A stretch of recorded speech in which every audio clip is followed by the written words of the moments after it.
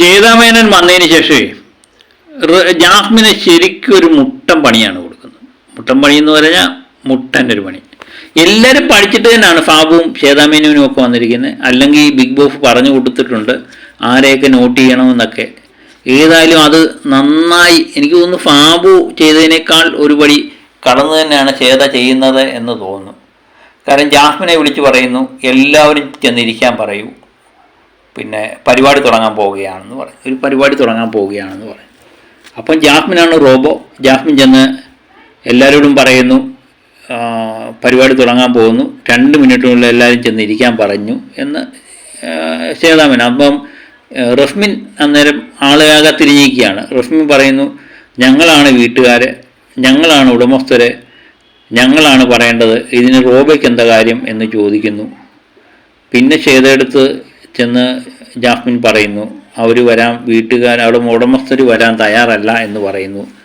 അപ്പോഴത്തേന് Jasmine പറയുന്നു നിങ്ങൾ robo അല്ലേ, റോബോ ആകുമ്പോൾ റോബയ്ക്ക് ചെയ്യാൻ പറ്റും, നിങ്ങൾ പോയി വിളിച്ചുകൊണ്ട് വരൂ എന്ന് പറയുമ്പോൾ ജാസ്മിൻ ചെന്ന് വീണ്ടും അവരുമായിട്ട് സംസാരിക്കുന്നു. പെട്ടെന്ന് 2 മിനിറ്റിനുള്ളിൽ ചെന്നിരിക്കാൻ പറയുന്നു. ഇത് കേൾക്കാൻ പവർ ടീം തയ്യാറല്ല, അവരാണ് ഉടമസ്ഥർ എന്നതുകൊണ്ട് അവർ തയ്യാറല്ല. അവസാനം ജാസ്മിൻ ഇവരുടെ ഇടയിലേക്ക് കയറുന്നു. റസ്മിൻ ജാസ്മിനെ പിടിച്ച് തെള്ളുന്നു. അവിടെ ഒരു വഴക്കിന് കലാശക്കൊട്ട് ഒഴുകുകയാണ്. ഒരു വൻ വഴക്കിലേക്ക് വീഴുന്നു. ജാസ്മിനും റസ്മിനുമായിട്ട് ഏറ്റുമുട്ടുന്നു. അങ്ങോട്ടും ഇങ്ങോട്ടും പിടിച്ച് തള്ളുന്നു.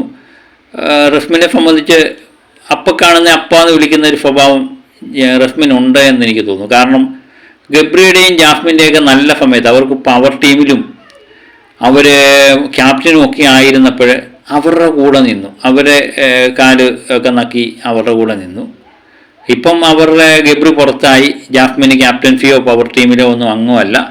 അതുകൊണ്ടിപ്പം അൻഫിബയോടും നോറയോടും അഭിഷേകിനോടും ഒക്കെ ചേർന്ന് പവർ ടീമിൽ നിൽക്കുന്നു.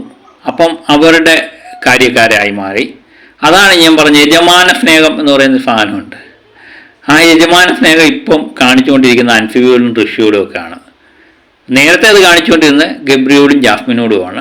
ഇപ്പം അതൊക്കെ മാറി കൈ ചൂണ്ടിയൊക്കെ സംസാരിക്കുന്നുണ്ട്. പിന്നെ അലർച്ചയൊക്കെ പതിവുള്ളതാണല്ലോ, പിന്നെ ഒരു കരച്ചിലും കാണും അല്ലേ, അതൊക്കെ തന്നെ. പക്ഷേ ജാസ്മിനെ സംബന്ധിച്ച് പെട്ടെന്ന് ഗബ്രിയുടെ പുറത്താകൽ, പിന്നെ റസ്മിൻ്റെ ഈ പിന്മാറ്റമൊന്നും ജാസ്മിന് താങ്ങാൻ പറ്റിയില്ല. ജാസ്മിൻ പൊട്ടിക്കരയുന്നുണ്ട്.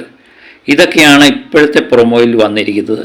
അപ്പം ഫാബുവും ചേതാമേനോനും ഒന്നും വന്നത് ഒന്നും കാണാതെയല്ല, രണ്ടും കൽപ്പിച്ച് തന്നെയാണ് അവർ വന്നിരിക്കുന്നത് എന്ന് ഈ പ്രൊമോയിൽ നിന്ന് മനസ്സിലാക്കാം.